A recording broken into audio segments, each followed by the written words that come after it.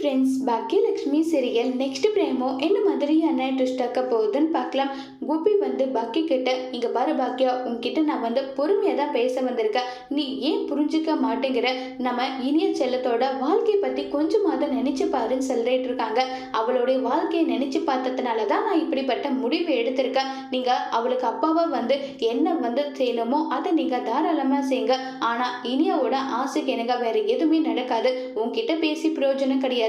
நான் இனிய கிட்டே பேசிக்கிறேன்னு சொல்லிட்டு இனிய கிட்ட போயிட்டு, இங்க பாரு இனியம்மா, நீ 1,00,000 ரூபாய்க்கு கேட்டா கூட உன் அப்பாவால வாங்கி கொடுக்க முடியும். எல்லாமே நீ கேட்கறதுக்கு முன்னாடி மனசுல நினைச்சா அடுத்த நிமிஷமே உனக்காக எல்லாமே நிற்கும். ஆனா அந்த பிச்சைக்கார பையன் ஆகாஷ் 1 ரூபாய்க்காவது பிரயோஜனமா? இப்ப வேணும்னா காதல் தான் முக்கியம்னு சொல்லிட்டு காதல் கண்ணை மறைக்கும். பின்னாடி நீ கஷ்டப்பட்டா அதை பாக்குற ஸ்ட்ரென்த் எங்களுக்கு இருக்கா? ஏன் இனிய செல்லும் உன் அம்மா தான் புரிஞ்சுக்க மாட்டேங்கிறானா?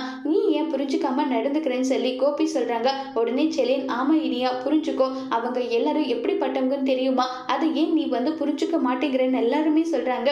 இங்க பாருங்க அண்ணன், நீங்க எல்லாருமே பணக்காரா இருக்கீங்கன்னு சொல்லி பேசிட்டு இருக்கீங்க. ஆனா இந்த வீட்டுல நிம்மதி இருக்கா? ஆனா அங்க அப்படி கிடையாது. என்னதான் வீடு குடிசையா இருந்தாலும் அவங்க எல்லாருமே நிம்மதியா சந்தோஷமா வாழ்ந்துட்டு இருக்காங்க. அந்த மன நிம்மதி தான் எனக்கு வேணும்னு சொல்லி இனியா ரொம்பவே பிடிவாதமா இருக்காங்க. இதனால கோபி, செலியன், ஈஸ்வரி எல்லாருமே ரொம்பவே கோவத்துல இருக்காங்க. அதோட இந்த பிரமவை முடிச்சிருக்காங்க.